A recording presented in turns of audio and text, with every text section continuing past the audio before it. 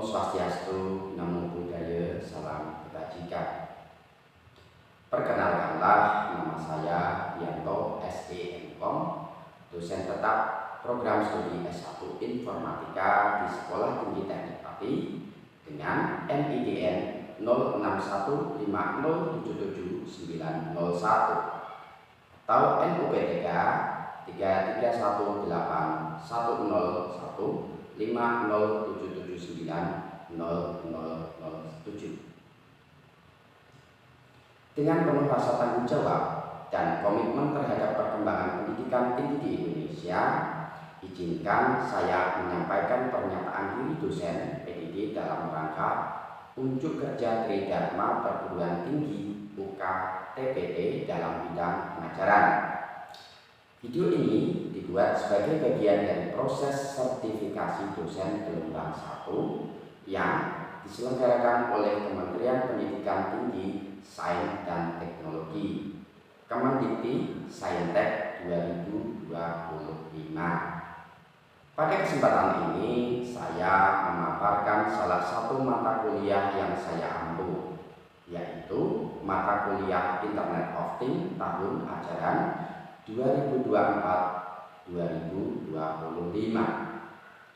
dengan beban studi 2 SKS diperuntukkan bagi mahasiswa semester 6. Mata kuliah ini termasuk kelompok mata kuliah inti keilmuan program studi IKPS yang dibekali dengan ilmu teoritis dan praktisi di bidang ilmu komputer. Proses perkuliahan mata kuliah ini dilakukan dengan tatap muka dengan prinsip keterlibatan mahasiswa dalam pemahaman berpikir kritis dan berkarya kreatif. Untuk mencapai capaian pembelajaran yang optimal, mata kuliah Internet of Things dilaksanakan dengan menggabungkan berbagai metode pembelajaran yang bersifat interaktif, aplikatif, dan berorientasi pada produk. Dalam perkuliahan ini, metode yang digunakan yaitu diantaranya ceramah interaktif, praktikum, project-based learning, studi kasus, demonstrasi, presentasi karya, dan pendampingan. CPLP 1, pengetahuan, yaitu menguasai konsep dasar teknologi Internet of Things dan prinsip-prinsip kerja Internet of Things. CPLP 2, keterampilan umum, mampu merancang dan membuat sistem berbasis Internet of Things sesuai kebutuhan. CPLP 3, keterampilan khusus, mampu membuat aplikasi, mengintegrasikan dan mengimplementasikan sistem berbasis Internet of Things sesuai dengan kebutuhan. CPLK 1, sikap, menunjukkan sikap kreatif, bertanggung jawab, dan etis dalam menyelesaikan proyek desain secara mandiri ataupun tim. CPLK 2, komunikasi, mampu mengkomunikasikan ide mengenai teknologi Internet of Things secara efektif dalam bentuk visual, tertulis, lisan, kepada audiens teknik maupun non-teknik. CPNK 1, yaitu mahasiswa mampu menjelaskan konsep dasar IoT termasuk arsitektur komponen utama, diantaranya sensor, aktuator, gateway, cloud, dan perannya di berbagai sektor industri. CPNK 2, mahasiswa mampu merancang, mengembangkan, dan mengimplementasikan prototipe IoT sederhana menggunakan perangkat keras Arduino, ESP32, ESP8266, dan Raspberry Pi, dan perangkat lunak untuk pemrograman serta integrasi data. CPNK 3, mahasiswa mampu menerapkan protokol komunikasi IoT seperti MQTT, HTTP, COAP, dan WebSocket, serta memahami kelebihan dan keterbatasannya dalam berbagai skenario aplikasi. CPNK 4, mahasiswa mampu mengelola data IoT menggunakan cloud computing misalnya AWS, Google Cloud, Azure, dan Edge Computing, serta menerapkan analisis data untuk mendapatkan wawasan bisnis atau pengambilan keputusan. CPNK 5, mahasiswa mampu mengidentifikasi risiko keamanan IoT seperti serangan cyber dan privasi data, serta merancang solusi untuk melindungi sistem dari ancaman tersebut. Pada komponen kehadiran dan partisipasi memiliki deskripsi. Kehadiran dan partisipasi mahasiswa penting untuk memahami konsep IoT serta mendukung diskusi interaktif. Mahasiswa diharapkan hadir konsisten dan aktif berkontribusi dalam diskusi, tanya jawab, atau kegiatan kolaboratif. Hal ini memiliki bobot 10%. Untuk komponen tugas dan latihan, komponen ini memiliki deskripsi, mencakup tugas individu atau kelompok, serta latihan untuk menguji pemahaman konsep teoritis dan praktis IoT. Ini memiliki bobot 15%. Lalu, komponen project IoT memiliki deskripsi. Mini project merupakan project IoT sederhana yang dilakukan pada tengah semester untuk UTS dengan tujuan mengintegrasikan pengetahuan teoritis dan aplikasi praktis dalam skala kecil. Hal ini memiliki bobot 20%. Sedangkan proyek akhir untuk UAS memiliki deskripsi. Proyek akhir yaitu proyek besar pada akhir semester untuk UAS yang meliputi perancangan, implementasi, dan dokumentasi sistem IoT yang lebih kompleks. Hal tersebut memiliki bobot 25%. Sedangkan komponen presentasi dan portofolio, deskripsinya pada bagian ini memiliki kemampuan mahasiswa dalam menyampaikan ide, hasil proyek, dan portofolio secara efektif. Presentasi dilakukan di depan kelas ataupun dosen, dan portofolio mencakup dokumentasi semua tugas dan proyek. Hal ini memiliki bobot sebesar 20%. Dan yang terakhir, yaitu komponen sikap dan kerja tim. Memiliki deskripsi. Komponen ini menilai sikap profesionalisme mahasiswa seperti etika kerja, disiplin, dan kerja sama tim dengan dinilai selama proses belajar, terutama dalam tugas kelompok atau proyek kolaboratif. Ini memiliki bobot sebesar 10%. Untuk rubrik penilaian, nilai 86 sampai 100 memiliki kategori A. Lalu nilai 70 sampai 85%. Ulangi. Untuk rubrik penilaian, nilai 86 sampai 100 dikategorikan A. Nilai 70 sampai 85 dikategorikan B. Nilai 60 sampai 69 dikategorikan C. Nilai 55 sampai 59 dikategorikan D. Dan yang terakhir, jika kurang nilai dari 50 maka dikategorikan E. Untuk tahapan berikutnya, silakan menyimak video pembelajaran Internet of Things sebagai bagian dari proses sertifikasi ini. Silakan menyaksikan. Ya, selamat pagi semuanya. Assalamualaikum warahmatullahi wabarakatuh. Waalaikumsalam.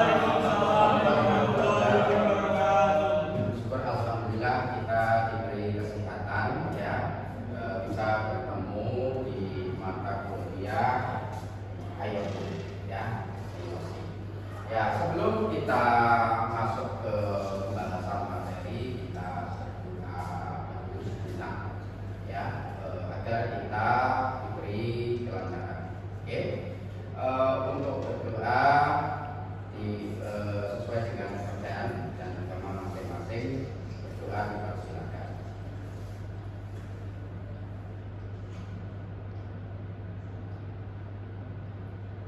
Oke, selesai. Terima kasih ya.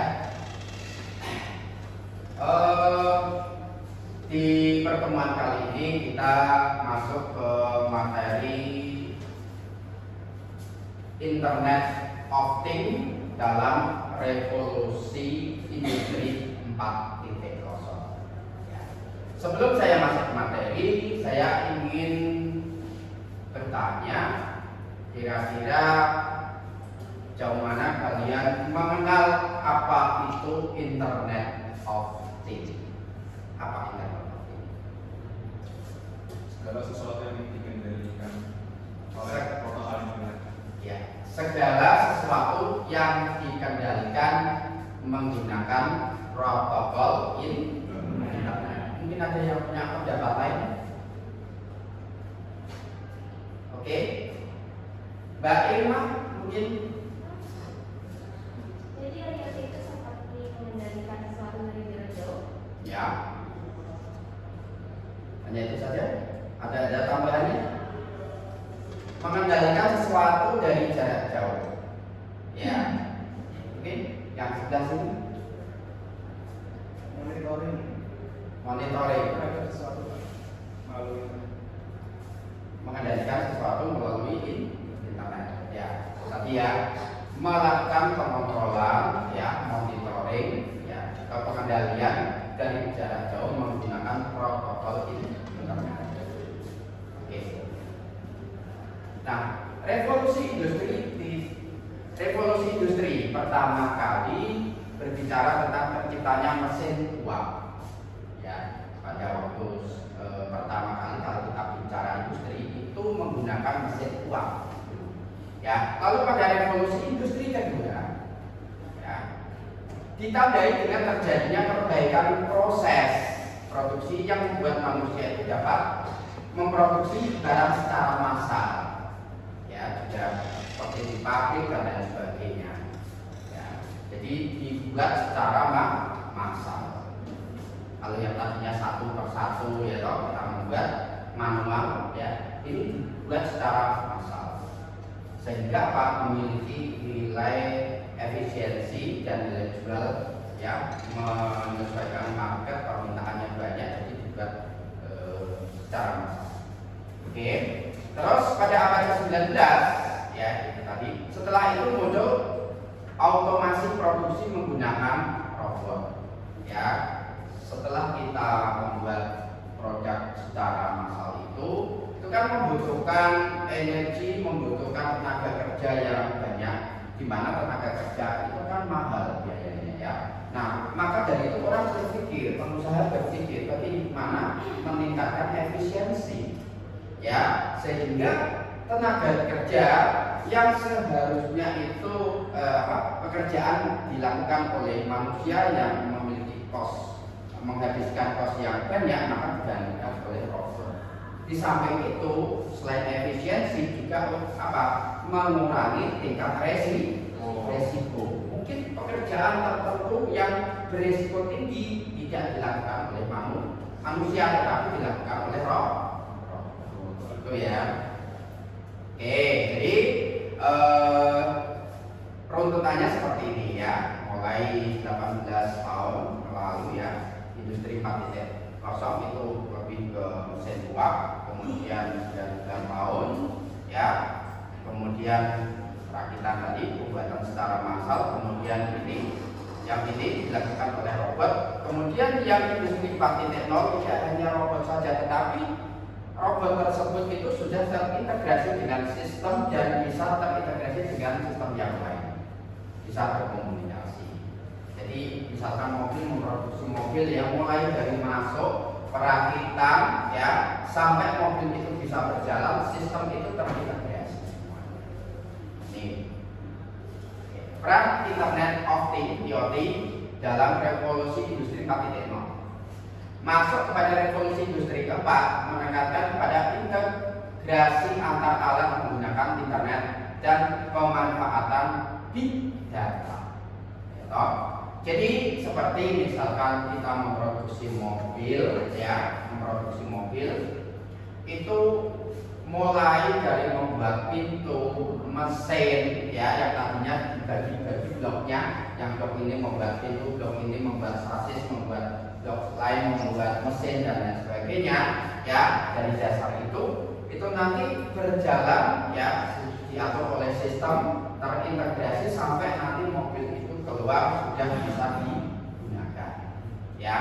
Nah, sistem itu terintegrasi, dia menghasilkan dari masing-masing bagian itu kan menghasilkan data ya.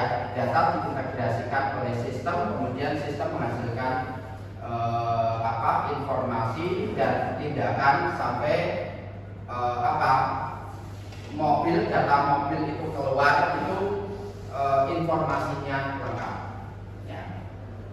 Nih.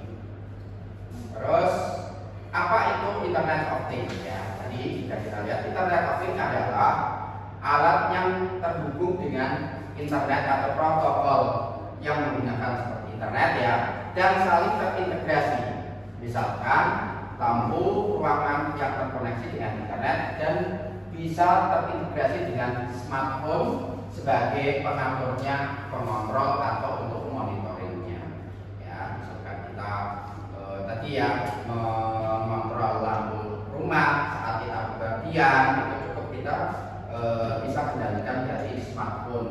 Asal smartphone kita dan sistem yang ada di rumah itu tadi terhubung dengan jaringan internet ya. Terus sekarang rata-rata setiap rumah ada wifi-nya ya, ada internetnya ya. Nah, ada nggak salah satu mahasiswa kalian itu yang tidak punya kuota? Nggak ada ya, rata-rata punya kuota. Ada, tapi habis kuotanya. Oke, terus nah ini contohnya implementasi yang digunakan untuk smart home ya. Mau masuk rumah ya,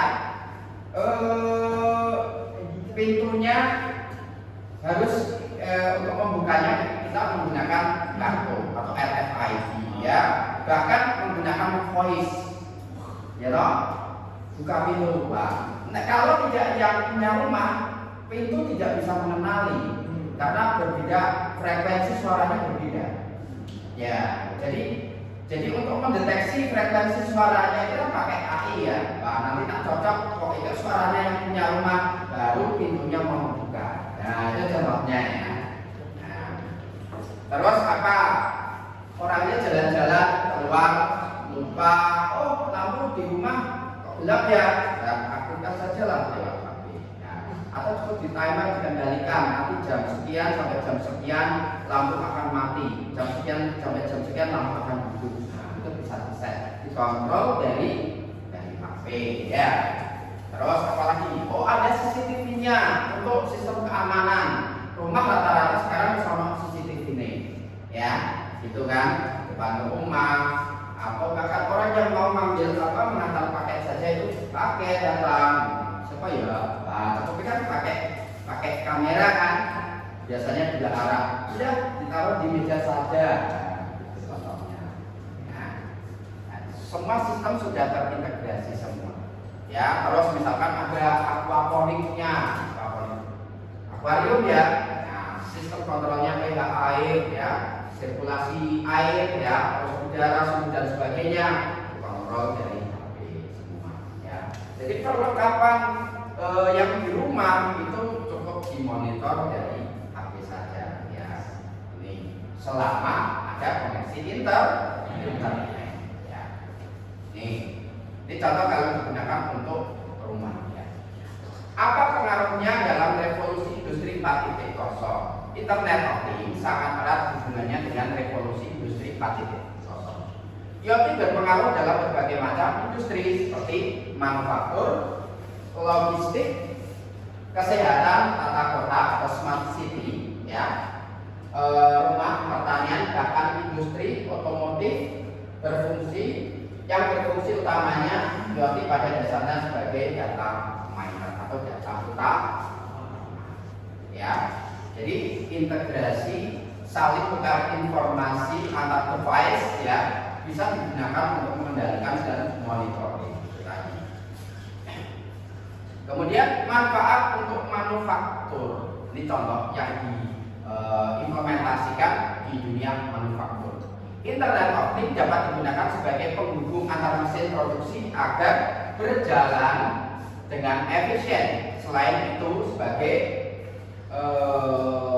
pemantauan alur produksi. Tadi ya saya katakan mulai kita mau membuat mobil mulai dari pengelasan ya, membuat pintu, gagang pintu, kemudian engine mesinnya, kemudian apalagi tempat duduk, sistemnya dan sebagainya kan dari masing-masing blok yang berbeda kan. Nah itu nanti kemudian dari masing-masing blok yang berbeda itu tadi dia berjalan sampai nanti proses assembly kemudian QC ya, pengontrolan, kemudian sampai mobil itu bisa digunakan. Nah itu terintegrasi semua alurnya. Nah, mulai dari menggunakan robot ya, ada yang juga digunakan manusia, sistem itu sudah bisa memberikan informasi yang terintegrasi semua. Oke, nah ini contohnya digunakan di dunia industri. Nah ini contohnya misalkan si monitornya, orang yang melakukan monitor ya, dia sudah menggunakan VR, virtual reality ya, jadi sudah menggunakan ini ya. Terus kalian pernah mendengar itu namanya apa, yang punya Google, kacamata Google ya itu kan. Nah itu kan seakan-akan kita berjalan di dunia nyata ya. Nah kita berjalan-jalan dan pakai virtual reality itu ya, kita bisa mengendalikan sesuatu cukup dengan gerakan-gerakan saja.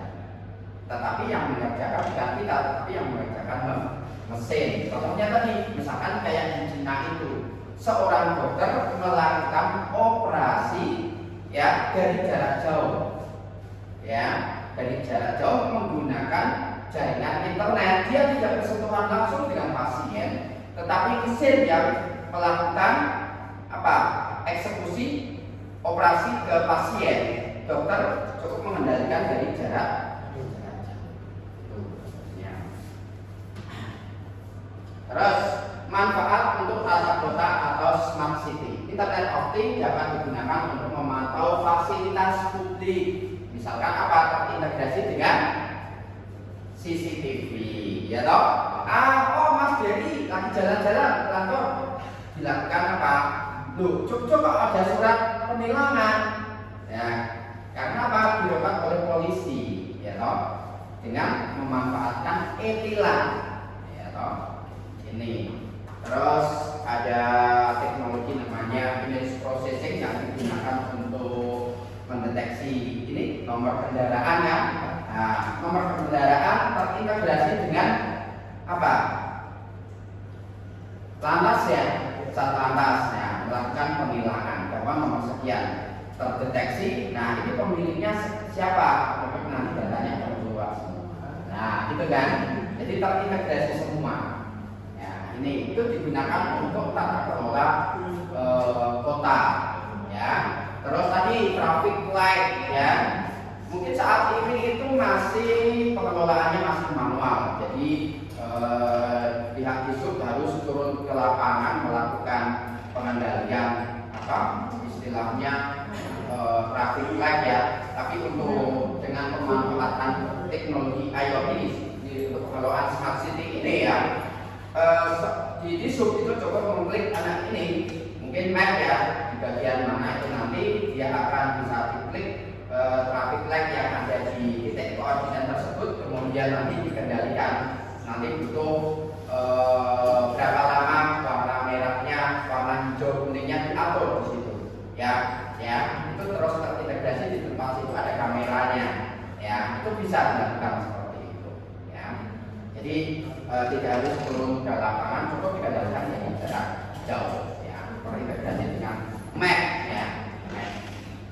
Itu contoh digunakan untuk pengelolaan tata kota. Terus apa lagi contohnya untuk kota? Kita punya ide pengelolaan kota dengan memanfaatkan smart city. Apa? Ya, itu tadi ya. Misalkan informasi kecelakaan atau jalan ya, kepadatan jalan ya, atau kemacetan lah ya, kemacetan. Biasanya kan akan muncul di map kan, oh warna ini merah, sehingga lu pantesan kok berhenti mobilnya, ternyata di sana ada macet. Nah, informasi itu bisa diperoleh ya, tata kemudian tadi, oh ya, misalkan apa informasi gempa bumi, terus cuaca, ya toh, kan itu bisa diperoleh informasinya. Saya tidak jadi jalan-jalan ke Dieng karena apa cuacanya sangat dingin. Nah gitu. Saya ke Bali saja deh. Ternyata ke Bali itu ada gempa, Pak. Kemudian jadi deh, gitu ya. Ada apa? Tsunami, bukan tsunami. Ya, tsunami. Ya, jadi informasi cuaca, terus bencana alam itu bisa diinformasikan secara real time. Tadi dengan memanfaatkan teknologi IoT untuk pengelolaan kota. Oke, terus untuk pertanian ya. Jadi ke depan petani itu sungguh sangat menyenangkan ya karena ya pengelolaannya itu sudah memanfaatkan teknologi komputer ya. Ya, tadi misalkan apa melakukan pemupukan, penyemprotan hama itu menggunakan drone ya. Jadi kita tidak usah panas-panasan ya karena sudah peralatan yang jalan. Oh iya, ya contoh ya. Dulu orang memanen padi ya loh, itu secara manual butuh berapa lama itu untuk 1 hektar? Ya, lama toh. Kita harus membayari orang untuk apa itu memanen kan? Itu kan lama. Kita harus ngasih jajan ya, makan dan lain sebagainya. Ya toh. Tapi dengan adanya sekarang itu traktor, tidak dalam hitungan sampai hari ya, bahkan 2 jam sudah selesai. Nah, apalagi nanti itu saat ini kan masih manusia yang mengendalikannya. Nah, apalagi kalau kita sudah menggunakan IoT ini ya, teknologi IoT yang terintegrasi dengan AI itu tadi ya, traktornya sudah jalan sendiri, otonom ya, tanpa supir. Ya, kita tinggal menentukan titik koordinat traktor itu berjalan dari titik koordinat berapa ya, berjalan nanti dia akan mengikuti sendiri ya, kita cukup memonitor. Nah itu bisa dilakukan. Itu contoh pemanfaatan untuk pertanian tadi ya. Terus apalagi penyiraman, pemupukan, mengetahui pH tanah ya, suhu dan lain sebagainya itu bisa ya. Terus bahas saat ini mungkin karena keterbatasan waktu, insya Allah kita lanjut di pertemuan minggu depan ya. Sebelumnya saya ingin bertanya, kira-kira di IoT tersebut ya, untuk selain untuk pertanian apa lagi?